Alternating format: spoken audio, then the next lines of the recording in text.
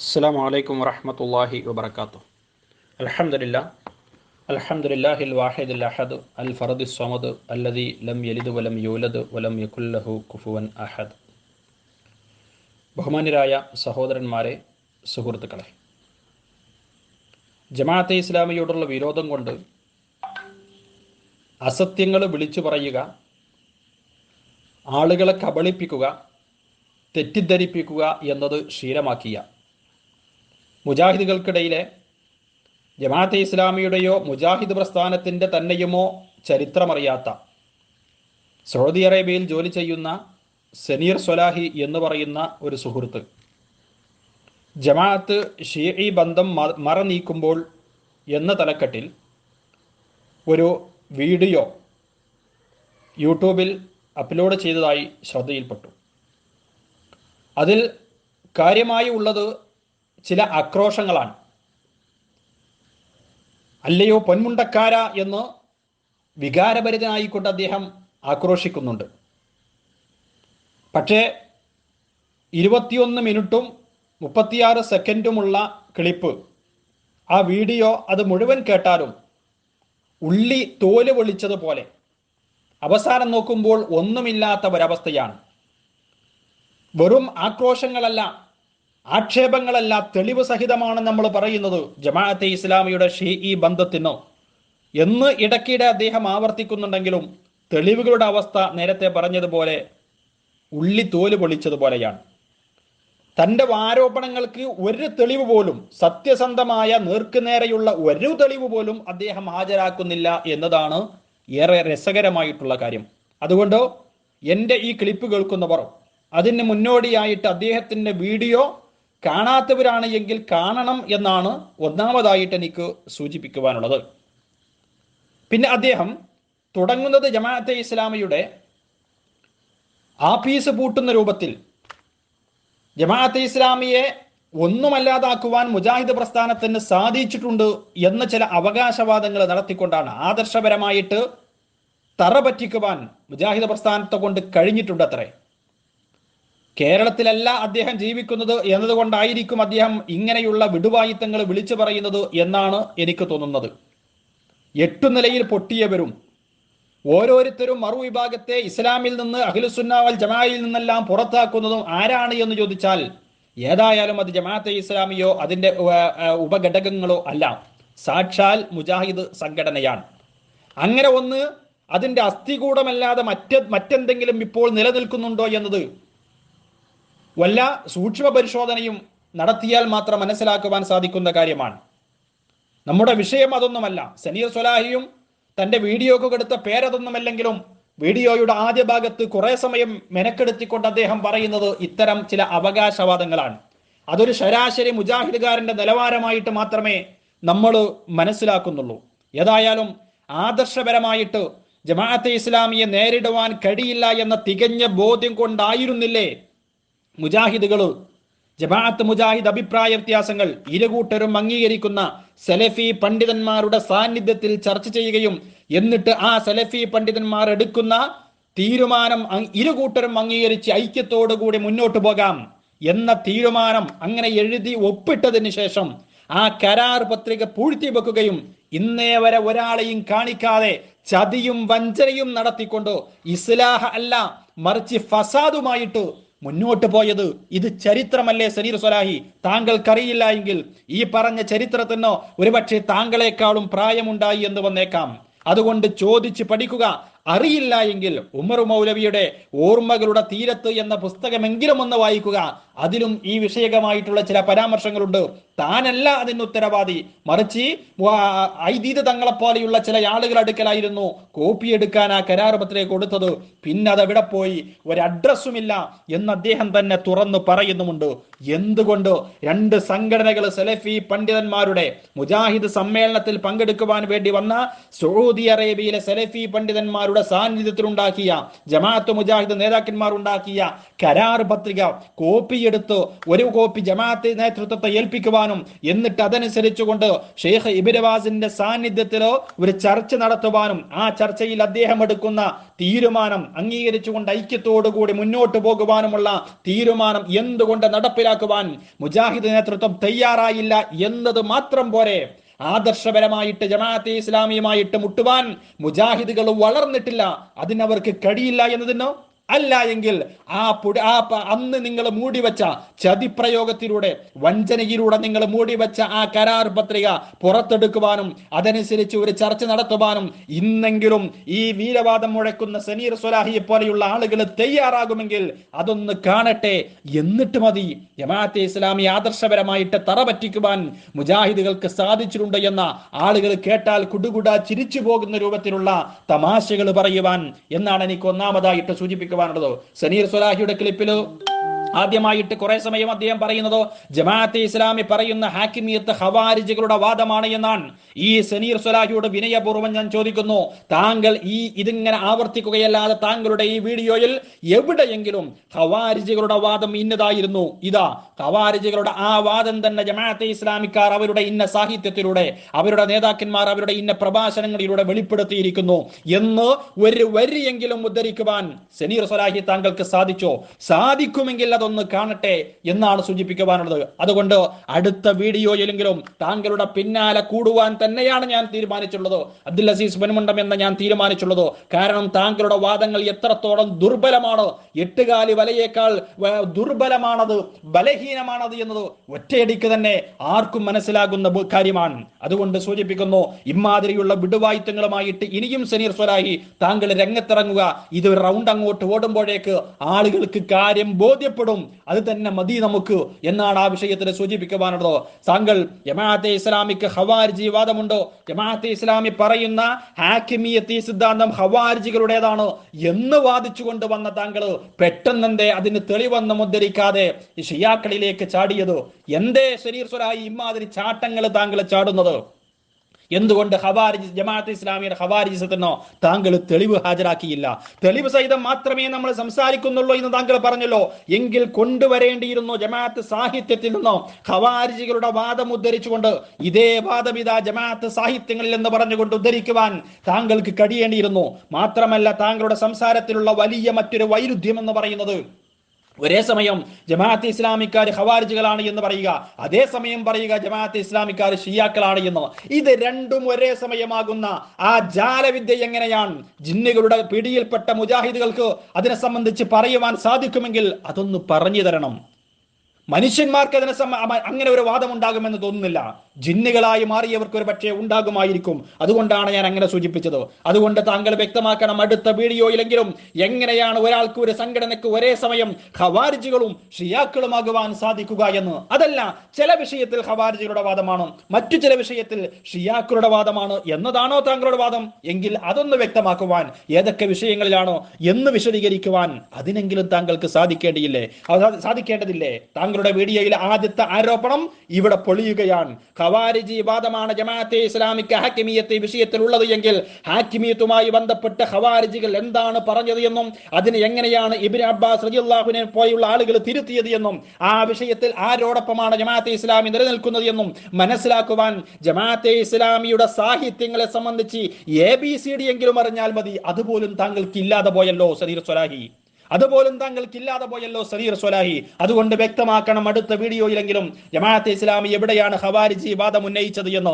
ഇനി അതല്ല, താങ്കൾ ഒരു മാന്യമായ ചർച്ചയ്ക്ക് സന്നദ്ധമാണ് എങ്കിൽ വാട്സപ്പിലൂടെ സോഷ്യൽ മീഡിയയിലൂടെ നേർക്ക് നേരെ തന്നെ ചോദ്യോത്തര രൂപത്തിൽ നമുക്കത് ആകാവുന്നതാണ് എന്ന് കൂടി സൂചിപ്പിക്കുന്നു. അതോടുകൂടി താങ്കളുടെ ഖവാരിജി വാദവും ഷീസ് ആരോപണവും നമുക്ക് തീരുമാനമാക്കുകയും ചെയ്യാം എന്നുകൂടി സാന്ദർഭികമായിട്ട് ഞാൻ സൂചിപ്പിക്കുകയാണ്. താങ്കൾ തയ്യാറുണ്ടെങ്കിൽ അറിയിക്കണം. മറ്റു എന്തെങ്കിലും ഉഡായിപ്പുകൾ പറഞ്ഞുകൊണ്ടോ മറ്റെന്തെങ്കിലും വിഷയങ്ങൾ പറഞ്ഞുകൊണ്ടോ ഇതിൽ നിന്ന് ഒഴിഞ്ഞു മാറുകയോ ഈ വിഷയത്തെ പരാമർശിക്കുകയോ ചെയ്യാതെ അടുത്ത വീഡിയോയിൽ മുന്നോട്ട് പോകരുത് എന്നുകൂടി സൂചിപ്പിക്കുകയാണ്. പിന്നീട് പറയുന്നത് ഷിയായിസവുമായിട്ട് ജമാഅത്തെ ഇസ്ലാമിക്ക് ബന്ധമുണ്ടോ, അതിതാ ഞാനിവിടെ മറ നീക്കുന്നു എന്നാണ്. ഇത്രയും കാലം നിങ്ങൾ ആരോപിക്കാത്ത എന്ത് ആരോപണമാണ് സുഹൃത്തെ താങ്കളുടെ ഈ വീഡിയോയിലുള്ളത്? എന്തെങ്കിലും പുതുമ കിട്ടുമെന്ന് പ്രതീക്ഷിച്ച് കേട്ട 22 മിനിറ്റും വെറുതെ നഷ്ടപ്പെടുത്തി എന്നതല്ലാതെ ഒരു പുതുമയുമില്ലാത്ത ആ പഴകി പുളിച്ച ആരോപണങ്ങൾ മാത്രമല്ലാതെ ഒരു തെളിവെങ്കിലും ജമാഅത്തെ ഇസ്ലാമി ഷിയാക്കളുടെ ആശയം കടമെടുത്തിട്ടുണ്ട് എന്നതിനോ താങ്കൾ ഇതാ തെളിവ് സഹിതം എന്ന് പറഞ്ഞുകൊണ്ടോ എന്താണ് താങ്കൾ ആരോപിച്ചത്? എന്താണ് താങ്കൾ സമർത്ഥിച്ചത്? കുറെ ഒന്ന് രണ്ട് പുസ്തകങ്ങളും അതുപോലെ തന്നെ കുറെ പേജുകളും താങ്കളുടെ കൈവശമുണ്ടോ? അതെങ്ങനെ ഉയർത്തി കാണിച്ചത് കൊണ്ടോ ജമാഅത്തെ ഇസ്ലാമിക്ക് ഷിയാക്കളുമായി ബന്ധമുണ്ട് എന്നാണോ താങ്കൾ വിചാരിച്ചിരിക്കുന്നത്? അതിന് ഇത് കേൾക്കുന്നവരെല്ലാവരും വിഡ്ഢികളാകേണ്ടി വരും സുഹൃത്തെ. അതെങ്കിലും ഒന്ന് തിരിച്ചറിഞ്ഞാൽ ഇമാതിരി വിഡ്ഢിത്തങ്ങളുമായിട്ട്, തെളിവില്ലാത്ത ആരോപണങ്ങളുമായിട്ട് താങ്കൾ നടക്കുമായിരുന്നില്ല എന്ന് സാന്ദർഭികമായിട്ട് ഞാൻ സൂചിപ്പിച്ചു കൊള്ളട്ടെ. ഇനി താങ്കൾ പറഞ്ഞ കാര്യങ്ങൾ എന്താണ്? ജമാഅത്തെ ഇസ്ലാമിക്ക് ഷീഈ ബന്ധമുണ്ട്. അതിന് പറഞ്ഞ കാര്യങ്ങൾ, തെളിവുകൾ എന്ന നിലയ്ക്ക് താങ്കൾ കൊണ്ടുവന്നത്, ഒന്ന്, ഇറാനിൽ നടന്ന വിപ്ലവം, ആ വിപ്ലവത്തെ ജമാഅത്തെ ഇസ്ലാമി പിന്തുണച്ചു. ആ വിപ്ലവത്തിന്റെ നേതൃത്വം ഏറ്റെടുത്തിരുന്ന അല്ലെങ്കിൽ അതിന്റെ നേതാവായിരുന്ന ആയത്തുള്ള ഖുമൈനി, ആ ഖുമൈനിയെ ജമാഅത്തെ ഇസ്ലാമി പിന്തുണക്കുകയും അഭിനന്ദിക്കുകയും അദ്ദേഹത്തിന്റെ മരണത്തിൽ ജമാഅത്ത് നേതൃത്വം അനുശോചനം രേഖപ്പെടുത്തുകയും ചെയ്തു എന്നോ? ഞാൻ ചോദിക്കട്ടെ, ഷിയാക്കൾ അവർക്ക് ആശയപരമായിട്ട് ആദർശപരമായിട്ട് എന്തൊക്കെ പിഴവുകളും പോരായ്മകളും ഉണ്ടെങ്കിലും ഇസ്ലാമാകുന്ന വിശാലമായ വൃത്തത്തിൽ ഷിയാക്കൾക്ക് സ്ഥാനമുണ്ടോ? ഇല്ലേ? സ്ഥാനമില്ല. ഷിയാക്കളെ മുസ്ലിങ്ങളെ അല്ല എന്നതാണ് സനീർ സ്വലാഹിയുടെ വാദമെങ്കിൽ അതൊന്ന് താങ്കൾ വ്യക്തമാക്കണം. അവരിൽ കുഫറിൻ വാദങ്ങളുണ്ടോ? അവര് സ്വഹാബികളെ ആക്ഷേപിച്ചിട്ടുണ്ടോ? ഇതൊന്നുമല്ല എന്റെ ചോദ്യം. ഇസ്ലാമാകുന്ന വിശാലമായ വൃത്തത്തിലോ ഷിയാക്കൾക്ക് കൂടി സ്ഥാനമുണ്ടോ? ഇല്ലേ? അത് അവർ ഇസ്ലാമിന്റെ ശത്രുക്കളാണ്, അവർ മുസ്ലിങ്ങളെ അല്ല എന്നതാണ് താങ്കളുടെ വാദമെങ്കിൽ അടുത്ത വീഡിയോയെങ്കിലും അക്കാര്യം തുറന്നു പറയുക. ഇനി അതല്ല എന്നാണ് താങ്കളുടെ വാദമെങ്കിൽ താങ്കൾ ഖുമൈനിയെ ജമാഅത്തെ ഇസ്ലാമി പിന്തുണച്ചു എന്നതോ ജമാഅത്തെ ഇസ്ലാമിയിൽ ഷീയിസമുണ്ട് എന്നതിന് തെളിവാക്കുന്നത് ഭീമമായ അബദ്ധമാണ് എന്നതിന് താങ്കളുടെ ആ വിശദീകരണം തന്നെ മതിയാകും. അതുകൊണ്ട് താങ്കൾ ആ കാര്യമാണ് അടുത്ത വീഡിയോയിൽ വ്യക്തമാക്കേണ്ടുന്ന രണ്ടാമത്തെ വിഷയം എന്ന് പറയുന്നത്. ഞാൻ പറയുന്നു, ഖുമൈനിയെ ജമാഅത്തെ ഇസ്ലാമി പിന്തുണച്ചിട്ടുണ്ട് അദ്ദേഹത്തിന്റെ ആശയത്തെ അല്ല, അദ്ദേഹം ഇറാനിൽ നടത്തിയ വിപ്ലവത്തെ. രാഷ്ട്രീയമായിട്ട് ആ ഇറാനിന്റെ അന്നത്തെ നിലപാടിനൊപ്പം ജമാഅത്തെ ഇസ്ലാമി നിന്നിട്ടുണ്ട്, ഒരു സംശയവുമില്ല. അതിനി നീക്കേണ്ടതായിട്ടില്ല. നീക്കിയത് തന്നെയാണോ ജമാഅത്തെ ഇസ്ലാമി തന്നെയാണ് നീക്കിയിട്ടുള്ളത്, അല്ലാതെ ജമാഅത്തെ ഇസ്ലാമി മൂടി വെച്ചത് മുജാഹിദുകൾ നീക്കിയതല്ല. താങ്കൾ ജനിക്കുന്നതിന് മുമ്പ് തന്നെ അല്ലെങ്കിൽ ചെറുപ്രായത്തിലുള്ള ഇത്തരം വിഷയങ്ങൾ ആ കാലഘട്ടത്തിലുള്ള ആളുകളോടെങ്കിലും ഒന്ന് ചോദിച്ച് പഠിച്ചിട്ട് മതിയായിരുന്നു ഇമാതിരി ആക്രോശങ്ങൾ എന്നാണ് സനീർ സ്വലാഹി താങ്കളോട് ഈ വിഷയത്തിൽ സൂചിപ്പിക്കുവാനുള്ളത്. ഇരിക്കട്ടെ, ജമാഅത്തെ ഇസ്ലാമിയുടെ അഖിലേന്ത്യ അമീർ ഖുമൈനിയുടെ നിര്യാണത്തിൽ അനുശോചിച്ചു. അദ്ദേഹത്തിന്റെ മരണം ഇസ്ലാമിക സമൂഹത്തിനുള്ള ഒരു നഷ്ടമാണ് എന്ന് പറഞ്ഞു. അതാണത്രേ പ്രശ്നം. എന്തേ അങ്ങനെയല്ലേ? ഇസ്ലാമിക സമൂഹത്തിന് എന്ന് പറഞ്ഞാൽ അഹ്ലുസുന്ന വൽ ജമാഅത്തിന് വലിയ നഷ്ടമാണ് ഖുമൈനിയുടെ മരണം എന്നല്ല ആ പറഞ്ഞതിനർത്ഥം. ഖുമൈനി അതുപോലെ തന്നെ അലി ശരീഅത്തൊക്കെ നവോത്ഥാന നായകന്മാരാണ് എന്ന് പറഞ്ഞാലോ അവര് നമുക്ക് നവോത്ഥാന നായകന്മാരാണ് എന്നല്ല. ഇസ്ലാമിക ലോകത്ത് നേരത്തെ ഞാൻ പറഞ്ഞതുപോലെ സുന്നികളെയും ഷിയാക്കളെയും മുഅ്തസിലികളോ മറ്റോ ഈ കാലഘട്ടത്തിലുണ്ട് എങ്കിൽ അവരെയും എല്ലാം ഉൾക്കൊള്ളുന്ന ഒരു ഇസ്ലാമിന്റെ ചട്ടക്കൂടുണ്ടല്ലോ, വിശാലമായ അർത്ഥത്തിലുള്ള. അതിൽ ചില കക്ഷികൾ പാടെ പിഴച്ചവരായിരിക്കും, വേറെ ചില കക്ഷികളോ മുജാഹിദുകളെ പോലെ മുറിയൻ ഇസ്ലാമുമായിട്ട് നടക്കുന്നവരായിരിക്കും, വേറെ ചില ആളുകൾ ആദർശപരമായിട്ട് തൗഹീദിൽ നിന്ന് കുറെ ഭാഗങ്ങൾ വ്യതിചലിച്ചവരായിരിക്കും. അങ്ങനെ പല രൂപത്തിലുള്ള ആളുകൾ ഉണ്ടാകാം. അവർക്കെല്ലാം സ്ഥാനമുള്ള ഒരു ഇസ്ലാമുണ്ടോ, ആ ഇസ്ലാമുമായിട്ടുള്ള അവരുടെ ബന്ധം കുറഞ്ഞോ കൂടിയോ ഇരിക്കാം എന്നത് വേറെ വിഷയമാണ്. അങ്ങനെയുള്ള അവരുടെ വീക്ഷണത്തിലോ അല്ലെങ്കിൽ പൊതു രാഷ്ട്രീയ രംഗത്തും മറ്റുമൊക്കെയായിട്ട് ചില മുന്നേറ്റങ്ങൾക്ക്, ചില ഉണർവുകൾക്ക് അവർ കാരണമായിട്ടുണ്ടാകും. ആ അർത്ഥത്തിലും അവരെ നവോത്ഥാന നായകന്മാരെന്ന് വിശേഷിപ്പിക്കും. അതുപോലും അറിയില്ല എങ്കിൽ ആ മലയാള പ്രയോഗത്തിന്റെ അർത്ഥമെങ്കിലും എന്താണ് എന്ന് പഠിച്ചിട്ട് മതിയായിരുന്നു ഇമാതിരി വിമർശനങ്ങളോ. നിങ്ങൾ മുജാഹിദുകൾ പരസ്പരം പിളർന്നപ്പോ മടവൂർ വിഭാഗത്തിന് മറുവിഭാഗം ഉന്നയിച്ചതും അതിന് മടവൂർ വിഭാഗം നൽകിയ വിശദീകരണവും ആ വിഷയത്തിൽ അവർ തമ്മിൽ നടത്തിയ സംവാദങ്ങളും അതൊക്കെ ഒന്ന് കാണണം. ചേകന്നൂരിനെ സംബന്ധിച്ച് അതല്ല എങ്കിൽ ആദ്യ കാലഘട്ടത്തിൽ ഖുർആനിന്റെ പരിഭാഷ എഴുതിയ വ്യക്തികളെ സംബന്ധിച്ച് പല ഹദീസുകൾ നിഷേധിച്ചിരുന്ന ചില വ്യക്തികളെ സംബന്ധിച്ചൊക്കെ നവോത്ഥാന നായകന്മാരെന്ന് സാക്ഷാൽ മുജാഹിദുകൾ പോലും എഴുതി വിട്ടത് നമുക്ക് കാണുവാൻ സാധിക്കും. അതിനർത്ഥം അവരുടെ ആശയത്തെയൊക്കെ മുജാഹിദുകൾ അംഗീകരിക്കുന്നു എന്നാണോ നമ്മൾ മനസ്സിലാക്കേണ്ടത്? സനീർ സ്വലാഹി താങ്കൾ വ്യക്തമാക്കേണ്ടതുണ്ടോ? അവരുടെ ആശയങ്ങളൊക്കെ മുജാഹിദുകൾ അംഗീകരിക്കുന്നു എന്നാണോ? ആണ് എന്നാണ് താങ്കളുടെ വാദമെങ്കിൽ നമുക്കും പറയും താങ്കൾക്ക് വല്ല ന്യായം ഉണ്ടായിരുന്നു പറയുവാൻ. അഥവാ ഖുമൈനിയുടെ ആശയങ്ങളൊക്കെ അംഗീകരിക്കുന്നത് കൊണ്ടാണ് ആ രൂപത്തിൽ നവോത്ഥാന നായകന്മാരായ കുറെ ആളുകളുടെ ഫോട്ടോ കൊടുത്തപ്പോൾ ആ കൂട്ടത്തില് ഖുമൈനിയുടെ ഫോട്ടോ അല്ലെങ്കിൽ അലി ശരീഅത്തിയുടെ ഫോട്ടോ കൊടുത്തത് എന്ന് താങ്കളുടെ വാദത്തിന് വല്ല ന്യായവും ഉണ്ടായേനെ. പക്ഷേ മുജാഹിദുകൾ തന്നെ ഇത്തരം വിഷയങ്ങളിൽ എന്താണ് പറഞ്ഞിട്ടുള്ളത്, ഏത് നിലപാടാണ് സ്വീകരിച്ചുള്ളത് എന്ന് പോലും തിരിയാത്തവനായിപ്പോയല്ലോ താങ്കൾ എന്നതിൽ സഹതാപമുണ്ട് സുഹൃത്തെ എന്നാണ് സൂചിപ്പിക്കുവാനുള്ളത്. പിന്നെ ഇറാനിലെ വിപ്ലവത്തെ അന്ന് ജമാഅത്തെ ഇസ്ലാമി പിന്തുണക്കുകയല്ല എതിർക്കുകയായിരുന്നു വേണ്ടിയിരുന്നത് എന്നതാണോ സനീർ സ്വലാഹിയുടെ വാദം? ഈ വിഷയം നേരത്തെ പല പ്രാവശ്യം താങ്കളുടെ ഒരു തെളിവുമില്ലാത്ത കേവലമായ ആരോപണങ്ങൾ മാത്രമുള്ള താങ്കളുടെ കുറെ ക്ലിപ്പുകളുമായി ബന്ധപ്പെട്ട് ഞാൻ തിരിച്ചു ചോദിച്ചപ്പോൾ അവക്ക് മറുപടി പറഞ്ഞപ്പോൾ ആവർത്തിച്ചന്വേഷിച്ച കാര്യമാണ്. എന്തുകൊണ്ട് സനീർ സ്വലാഹി താങ്കൾ വ്യക്തമാക്കുന്നില്ല? അന്ന് ഇറാനിൽ നടന്ന വിപ്ലവം, ഇറാനിലെ വിപ്ലവം ഇസ്ലാമിക വിപ്ലവം എന്ന് അവർ തന്നെ പറയുന്ന കാര്യമാണ്. അവരുടെ വീക്ഷണത്തിലുള്ള ഒരു ഇസ്ലാമുണ്ടോ? അഹ്ലുസുന്നയുടെ വീക്ഷണത്തിൽ അതിന് ഒരുപാട് പരിമിതികളും പോരായ്മകളും ഉണ്ട് എന്ന കാര്യത്തിൽ സംശയമില്ല. പക്ഷേ അവർ പറയുന്നു ആ രൂപത്തിൽ തന്നെ നമ്മൾ അതിനെ വിശേഷിപ്പിച്ചാൽ ഖുമൈനിയെ നമ്മളല്ല ഇമാമാക്കുന്നത്, ഇമാം ഖുമൈനി എന്നത് അവരുടെ പരാമർശമാണ്. ആ രൂപത്തിൽ നമ്മൾ പറയും. ഗ്രാൻഡ് മുഫ്തി എന്ന് കാന്തപുരത്തെ സംബന്ധിച്ച് പറഞ്ഞാൽ നമുക്കെല്ലാം അദ്ദേഹം ഗ്രാൻഡ് മുഫ്തിയാണ് എന്നാണോ സനീർ സ്വലാഹി മനസ്സിലാക്കാറുള്ളത്?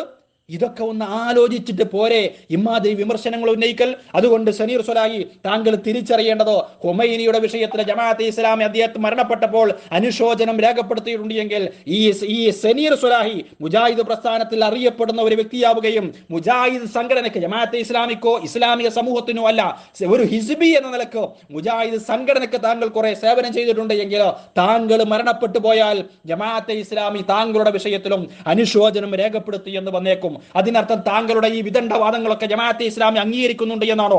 മുജാഹിദ് പ്രസ്ഥാനം കൊണ്ട് നടക്കുന്ന മുറിയൻ തൗഹീദ് അംഗീകരിക്കുന്നവരാണ് ജമാഅത്തെ ഇസ്ലാമിക്കാർ. മുജാഹിദും ജമാഅത്തും തമ്മിലുള്ള ബന്ധം അതോടുകൂടി മറനീക്കും എന്നാണോ താങ്കൾ വാദിക്കുക? അല്ലെങ്കിൽ താങ്കളുടെ പിൻഗാമികൾ വാദിക്കുക?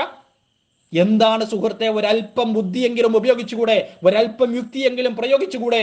എന്നിട്ട് പോരെ ഇത്തരം ആരോപണങ്ങൾ? അതുകൊണ്ട് ഇറാനിൽ നടന്ന വിപ്ലവത്തെ ജമാഅത്തെ ഇസ്ലാമി രാഷ്ട്രീയമായിട്ട് പിന്തുണച്ചിട്ടുണ്ടെങ്കിലോ ആ പിന്തുണച്ചതിൽ ഒരു തെറ്റുമില്ല. അത് അവരുടെ ആശയത്തിനുള്ള പിന്തുണയായിരുന്നില്ല, അവരുടെ അന്നത്തെ രാഷ്ട്രീയ നിലപാടിനുള്ള പിന്തുണയായിരുന്നു. അതേ നിലപാടല്ല ഇന്ന് അവർ സ്വീകരിക്കുന്നത്. അതുകൊണ്ട് തന്നെ ഇന്ന് അങ്ങനെയുള്ള ഒരു പിന്തുണ ജമാഅത്തെ ഇസ്ലാമിയുടെ ഭാഗത്തു നിന്ന് കാണുവാനും സാധ്യമല്ല.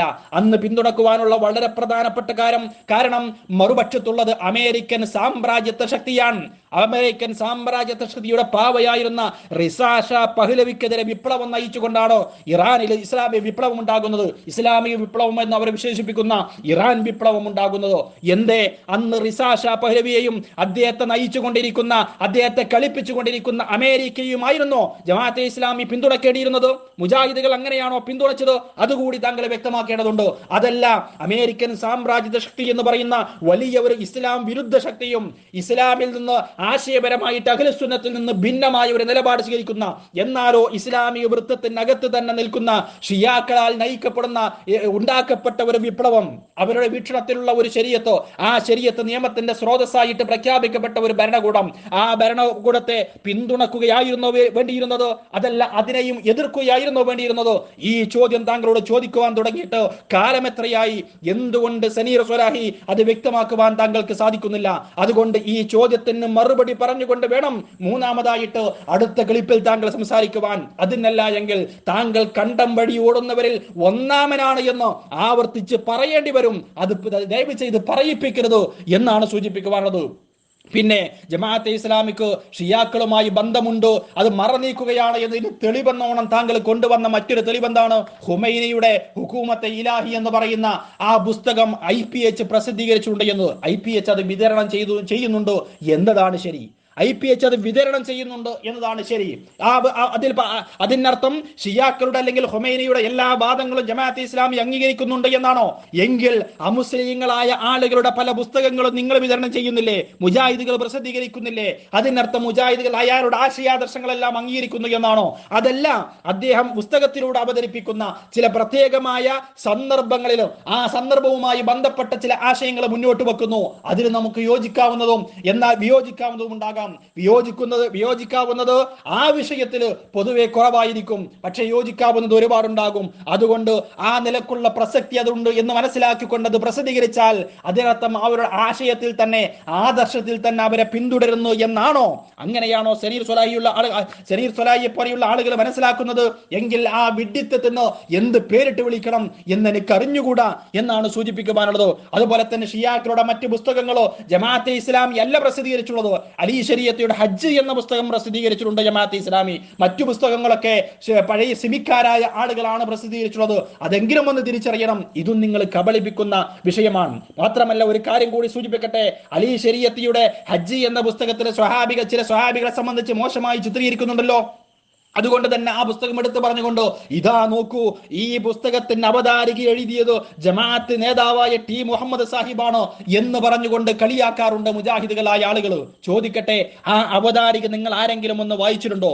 ആ അവതാരികയിൽ തന്റെ യോജിപ്പും വിയോജിപ്പും ശക്തമായ രൂപത്തിൽ അദ്ദേഹം രേഖപ്പെടുത്തുന്നു. അതോടൊപ്പം ഏത് ആശയധാരയിലുള്ളവരാണ് എങ്കിലും വിജ്ഞാനത്തിന് തടയണ സൃഷ്ടിക്കുന്നത് ശരിയല്ല എന്ന് പറഞ്ഞുകൊണ്ടുള്ള ഒരു വിശദീകരണം നൽകുന്നിടത്ത് ടി മുഹമ്മദ് സാഹിബ് പറയുന്നുണ്ടോ, ശൈഖുൽ ഇസ്ലാം ഇബ്നു തൈമിയ്യ റഹ്മഹുള്ളയെ ഉദ്ധരിച്ചുകൊണ്ട് അദ്ദേഹത്തിന്റെ കാലഘട്ടത്തിലോ അതിന് മുമ്പേ തന്നെ രചിക്കപ്പെട്ട ഒരു ഷീഈ പണ്ഡിതൻ രചിച്ച 300ഓളം വാള്യങ്ങളുള്ള ഖുർആൻ വ്യാഖ്യാന ഗ്രന്ഥം ആണ് എന്നാണ് എന്റെ ഓർമ്മ. ആ ഗ്രന്ഥം ശൈഖുൽ ഇസ്ലാം ഇബ്നു തൈമിയ്യ സ്വന്തം കൈപ്പടയിൽ എഴുതി രേഖപ്പെടുത്തി സൂക്ഷിച്ചു. എന്തിന് മറുപടി പറയുവാനായിരുന്നില്ല, അതിന് വൈജ്ഞാനികമായ മൂല്യമുണ്ടായിരുന്നു എന്ന നിലക്ക് ഇങ്ങനെയുള്ള ചില വിഷയങ്ങൾ കൂടി അതിൽ സൂചിപ്പിക്കുന്നുണ്ട്. അതെങ്കിലും ഒന്ന് തിരിച്ചറിഞ്ഞിട്ട് മതിയായിരുന്നു ഇത്തരം വിദണ്ഡവാദങ്ങൾ ഉന്നയിക്കൽ എന്നാണ് ആ വിഷയത്തിൽ സൂചിപ്പിക്കുവാനുള്ളത്. പിന്നെ പറയുന്ന കാര്യം എന്താണ്?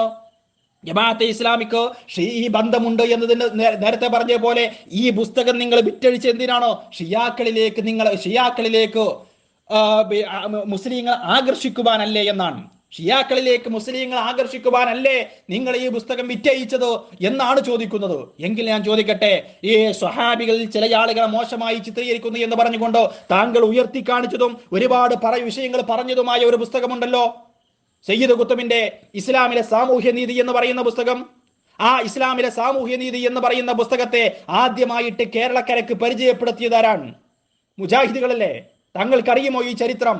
അറിയില്ല എങ്കിൽ മനസ്സിലാക്കിക്കൊള്ളുക.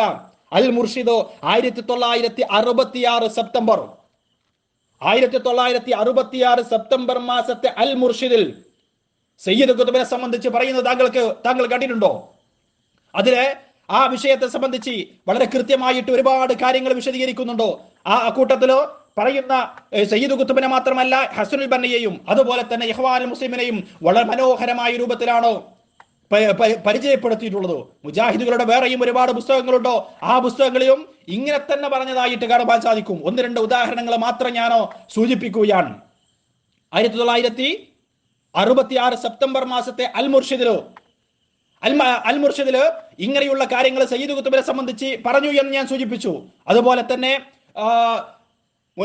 അൽമനാർ മാസികയിലോ ഉസ്മാൻ ബിൻ അഫ്ഫാൻ റളിയല്ലാഹു അൻഹുവിന്റെ ഭരണരംഗത്തെ ചില നിലപാടുകളെ സംബന്ധിച്ച് നിരൂപണാത്മകമായിട്ട് പറഞ്ഞതോ ഈ പറയുന്ന സയ്യിദ് ഖുത്ബിന്റെ ഇസ്ലാമിലെ സാമൂഹ്യ നീതി എന്ന് പറയുന്ന പുസ്തകത്തിൽ പറഞ്ഞതിനേക്കാളും അപകടകരമായ രൂപത്തിലാണ് എന്ന് മനസ്സിലാക്കുക. അഥവാ മുജാഹിദുകൾ എഴുതിവിടുകയാണ് അവരുടെ അൽമനാറിലൂടെ. പിന്നീട് KNM അമീറുൽ മുഅ്മിനീൻ ഉസ്മാൻ ബിൻ അഫ്ഫാൻ എന്ന പേരിൽ പ്രസിദ്ധീകരിച്ച പുസ്തകത്തിലും അബ്ദുൽ മജീദ് വാരാണക്കര അത് എഴുതിയതായിട്ട് കാണാൻ സാധിക്കും. ഉദാഹരണമായിട്ട് ഇസ്ലാമിന്റെ വ്യാപനം ലക്ഷ്യം വെച്ചുള്ള പ്രവർത്തനങ്ങളിൽ ഉസ്മാൻ റളിയല്ലാഹു അൻഹു ഉമർ റളിയല്ലാഹു അൻഹുവിന്റെ മാർഗം തന്നെയാണ് സ്വീകരിച്ചിരുന്നതെങ്കിലും സാമ്പത്തിക രംഗത്തും ഭരണം കൈകാര്യം ചെയ്ത രീതിയിലും വ്യത്യസ്തമായ നിലപാട് സ്വീകരിച്ചു. ഉസ്മാൻ റളിയല്ലാഹു അൻഹു ഏർപ്പെടുത്തിയ പരിഷ്കരണങ്ങളും ക്രമീകരണങ്ങളും കുഴപ്പങ്ങൾ ക്ഷണിച്ചു വരുത്തി. ഭരണഭാരം ഏറ്റെടുത്തതോടെ ഉസ്മാന് തന്റെ ഉപജീവന മാർഗമായ കച്ചവടം നിർത്തേണ്ടി വന്നു. ഉദാരമായി സംഭാവന ചെയ്യാൻ പണമില്ലാതായി. അപ്പോൾ പൊതുസ്വത്തിന്റെ സൂക്ഷിപ്പ് കേന്ദ്രം പവിത്രമായ ബൈത്തുൽ മാലിനെ അദ്ദേഹം സ്വന്തം സ്വത്ത് പോലെ കൈകാര്യം ചെയ്തു. സരീർ ഖുലായി, നിലപാട് താങ്കൾ വ്യക്തമാക്കണം. താങ്കളുടെ വീക്ഷണത്തിലോ ഈ പറഞ്ഞത് ഖവാരിജിയത്തല്ലേ, ഈ പറഞ്ഞത് ഷിയിസമല്ലേ? മുജാഹിദുകൾ ഈ പറയുന്ന പുസ്തകം വിറ്റടിക്കുന്നത് ഷിയാക്കളിലേക്ക് ആളുകൾ ആകർഷിക്കുവാനാണോ? അപ്പൊ മുജാഹിദുകളും ഷിയാക്കളും തമ്മിലുള്ള ബന്ധം ഇതാ ഇവിടെ മറനീക്കുന്നു എന്നല്ലേ ഇതിനെ സംബന്ധിച്ച് ഞാൻ പറയേണ്ടത്? എന്തുണ്ട് താങ്കൾക്ക് ഇതിനെ സംബന്ധിച്ച് നിലപാട് വ്യക്തമാക്കുവാൻ? തീർന്നില്ല. അദ്ദേഹം സ്വന്തം സ്വത്ത് പോലെ ബൈത്തുൽ മാലിനെ സ്വന്തം സ്വത്ത് പോലെ കൈകാര്യം ചെയ്തു. ഉമർ റളിയല്ലാഹു അൻഹു സാധുക്കൾക്ക് മാത്രമാണ് കൊടുത്തിരുന്നതെങ്കിൽ ഉസ്മാൻ റളിയല്ലാഹു അൻഹു സാധുക്കൾക്കും നിവൃത്തിയുള്ളവർക്കും ബന്ധുക്കൾക്കും സ്വന്തം ആവശ്യങ്ങൾക്കുമെല്ലാം ബൈത്തുൽ മാലിലെ ധനം ചെലവഴിച്ചു. സ്വന്തം സ്വത്ത് ഉദാരമായി ബൈത്തുൽ മാലിലേക്ക് സംഭാവന ചെയ്യുകയും ഭരണഭാരം ഏറ്റെടുത്തതിനാൽ തന്റെ ധനസമ്പാദന മാർഗമായ കച്ചവടം മുടങ്ങുകയും ചെയ്ത അദ്ദേഹത്തിന് ഇതിന് ന്യായീകരണമുണ്ടായിരുന്നു. ഖലീഫ ധനം കൈകാര്യം ചെയ്യുന്നതിന് വ്യക്തമായ വ്യവസ്ഥ നിശ്ചയിക്കുകയോ അതിന്റെ ദോഷം തടയുന്നതിന് വേണ്ട നടപടികൾ ക്രമങ്ങൾ സ്വീകരിക്കുകയോ ഉണ്ടായില്ല. ഖലീഫ നൽകിയ സ്വാതന്ത്ര്യം ഛിദ്രതയും ഗ്രൂപ്പിസവും വളർത്തുവാൻ ഉപയോഗപ്പെടുത്തപ്പെട്ടു. ഉസ്മാൻ റളിയല്ലാഹു അൻഹു ബൈത്തുൽ മാൽ കൈകാര്യം ചെയ്ത രീതിയും കടുത്ത വിമർശനത്തിന് വിധേയമായി. ആരോപണങ്ങളും അസംതൃപ്തിയും വർദ്ധിച്ചു. സാമ്പത്തിക രംഗത്തുള്ള ഈ അസംതൃപ്തി ശക്തിപ്പെടുത്തും വിധമായിരുന്നു ഉദ്യോഗ നിയമനങ്ങളിൽ ഖലീഫ സ്വീകരിച്ച നിലപാട്. ഇത്രയും ഞാൻ ഉദ്ധരിച്ചത് നേരത്തെ ഞാൻ പറഞ്ഞതുപോലെ അൽ-മുർഷിദിൽ നിന്നല്ല, അതുപോലെ തന്നെ അൽ-മനാറിൽ നിന്നുമല്ല. യുവത പ്രസിദ്ധീകരിച്ച ഇസ്ലാം ചരിത്രവും വികാസവും എന്ന പുസ്തകത്തിന്റെ വിജ്ഞാനകോശത്തിന്റെ 385, 388 വരെയുള്ള പേജുകളിൽ നിന്നാണ്.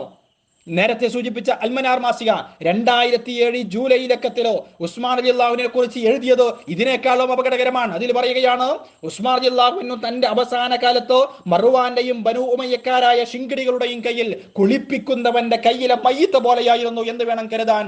അവരുടെ ഉന്നം അദ്ദേഹത്തിന് ശേഷം അധികാരം ബനു ഉമയ്യ കുടുംബത്തിലെ ആർക്കെങ്കിലും ലഭിക്കുക എന്നായിരുന്നു. അവർ യഥാർത്ഥത്തിലോ ഉസ്മാൻ റളിയല്ലാഹുവിന്റെ ആഭ്യന്തര ശത്രുക്കളായിരുന്നു. അത് അദ്ദേഹത്തിന് എന്തുകൊണ്ടോ മനസ്സിലാക്കാൻ കഴിഞ്ഞില്ല. പ്രത്യക്ഷ ശത്രുക്കളായി കുഴപ്പക്കാർ പുറത്തും. ഖിലാഫത്ത് എന്ന വാക്കിനെ തന്നെ നിസ്സാരവും നിന്ദ്യവുമാക്കുന്ന തരത്തിലായി പോയി ആ അന്ത്യദിനങ്ങൾ. ഖലീഫയെ മിമ്പറിൽ നിന്ന് എറിഞ്ഞു വീഴ്ത്തിയവരെ നേരിടാൻ പോലും ആർക്കുമായില്ല എന്നാണ് ഉസ്മാൻ റളിയല്ലാഹുവിനെ കേരള നദ്വത്തുൽ മുജാഹിദിന്റെ മുഖപത്രമായ അൽമനാർ മാസിക 2007 ജൂലൈ ലക്കത്തിൽ പ്രസിദ്ധീകരിച്ച അബ്ദുൽ മജീദ് വാരാണക്കരയുടെ ലേഖനത്തിലുള്ളത്. ഈ ലേഖനം ഉൾക്കൊള്ളുന്ന ആശയങ്ങളാണോ പിന്നീട് മുജാഹിദുകൾ KNM പുസ്തകമാക്കി പ്രസിദ്ധീകരിച്ചത്? അതിന്റെ പേര് നേരത്തെ ഞാൻ സൂചിപ്പിച്ചു. KNM പബ്ലിഷിംഗ് വിങ്ങോ പ്രസിദ്ധീകരിച്ച പുസ്തകത്തിലും ഇത് അങ്ങനെ തന്നെ കാണുവാൻ സാധിക്കും, ഒരു മാറ്റവുമില്ലാതെ. ഇതിലുപരി എന്താണ് സയ്യിദ് ഖുത്ബ് പറഞ്ഞുള്ളതോ ഇത്രത്തോളം അദ്ദേഹം പറഞ്ഞിട്ടുണ്ടോ? അപ്പൊ ഇങ്ങനെയുള്ള ഈ ആശയം ഷിയാക്കളുടേതാണ് എങ്കിൽ, ഖവാരിജികളുടേതാണ് എങ്കിൽ, ആ ഖവാരിജികളിലേക്കും ഖവാരിജിയത്തിലേക്കും ഷിയസത്തിലേക്കും ആളുകളെ നയിക്കുവാൻ വേണ്ടിയല്ലേ സനീർ സ്വലാഹി മുജാഹിദുകൾ ഇതൊക്കെ വിറ്റ് കാശാക്കുന്നതോ? വ്യക്തമാക്കുവാൻ താങ്കൾക്ക് ബാധ്യതയുണ്ട്. സുഹൃത്തെ, പറയൂ, എങ്ങനെയുണ്ട് താങ്കളുടെ ബൂമറാങ്? അതുകൊണ്ട് അറിവില്ലാത്ത കാര്യങ്ങളിൽ ഇങ്ങനെയുള്ള വയല് പറയുവാൻ വന്നാൽ, വീഡിയോകൾ റെക്കോർഡ് ചെയ്താൻ വന്നാൽ, ഈ രൂപത്തിൽ അത് താങ്കളെ തന്നെ തിരിഞ്ഞുകൊത്തുകയും മലർന്നു കിടന്ന് തൂത്തുപോയി സ്വന്തം മുഖം വികൃതമാക്കുന്നതിന് തുല്യമായിരിക്കും അത് എന്ന് തിരിച്ചറിയുക. ഈ രൂപത്തിലൊക്കെയാണ് മുജാഹിദുകളോ യഥാർത്ഥത്തില് ഖലീഫമാരെ സംബന്ധിച്ചും മറ്റുമൊക്കെ എഴുതി വിട്ടുള്ളത്. ഇതെങ്കിലും താങ്കൾക്ക് തിരിച്ചറിയുവാൻ സാധിക്കേണ്ടിയിരുന്നു. അതുകൊണ്ടും തീർന്നില്ല. ഈ സയ്യിദ് ഖുത്ബിനെ സംബന്ധിച്ച്, അതുപോലെ തന്നെ ഹസനുൽ ബന്നയെ സംബന്ധിച്ച് ഒക്കെ എന്താണ് ആദ്യ കാലഘട്ടങ്ങളിലോ മുജാഹിദ് പണ്ഡിതന്മാര് പറഞ്ഞിട്ടുള്ളതോ? നേരത്തെ പറഞ്ഞ ഈ സയ്യിദ് ഖുത്ബിന്റെ ഇസ്ലാമിലെ സാമൂഹ്യ നീതി എന്ന് പറയുന്ന പുസ്തകത്തെ വളരെ മനോഹരമായിട്ട് കേരളക്കരക്ക് ആദ്യമായിട്ട് പരിചയപ്പെടുത്തിയതോ ജമാഅത്തെ ഇസ്ലാമിക്കാരല്ല, സാക്ഷാൽ മുജാഹിദുകളായിരുന്നു. അതെങ്കിലും താങ്കൾ തിരിച്ചറിയേണ്ടതായിരുന്നു. എന്താണ് മുജാഹിദുകൾ അതിനെ സംബന്ധിച്ച് പറഞ്ഞത്? കേട്ടുകൊള്ളുക.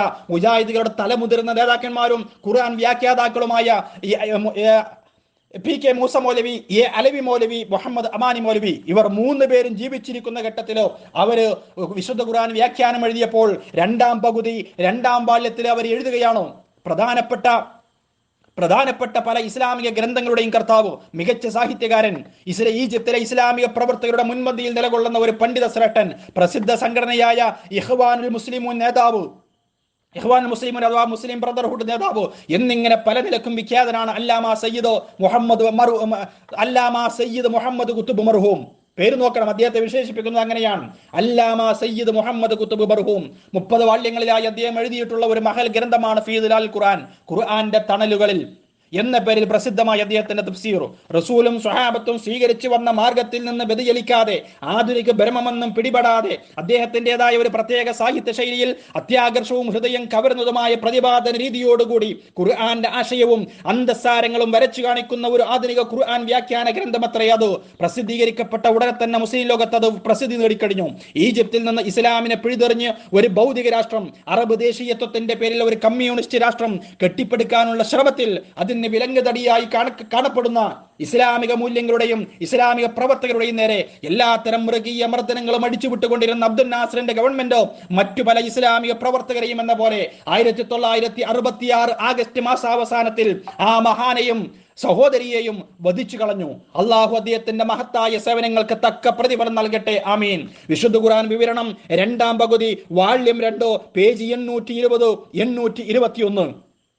Muhammad Amani Maulavi, A Alavi Maulavi, P K Moosa Maulavi എന്നിങ്ങനെയുള്ള ആദ്യകാല മുജാഹിദ് പണ്ഡിതന്മാരിൽ അഗ്രേസരായ പണ്ഡിതന്മാർ അവരെഴുതിയ തഫ്സീറിലുള്ളതാണിത്. അവരുടെ മരണശേഷം മുജാഹിദുകൾ ആ തഫ്സീറിൽ നിന്ന് ഈ ഭാഗം കട്ടുമുറിച്ചു എന്ന യാഥാർത്ഥ്യം കൂടി ആളുകൾ തിരിച്ചറിയട്ടെ. സനീർ സ്വലാഹി, ഈ യാഥാർത്ഥ്യം താങ്കൾക്കറിയുമോ? ബുദ്ധിപരമായ സത്യസന്ധത ഉണ്ടായിരുന്നുവെങ്കിൽ മുജാഹിദുകൾ ഈ പണി ചെയ്യുമായിരുന്നു എന്നുകൂടി ഞാൻ ഈ സന്ദർഭത്തിൽ ചോദിക്കുകയാണ്.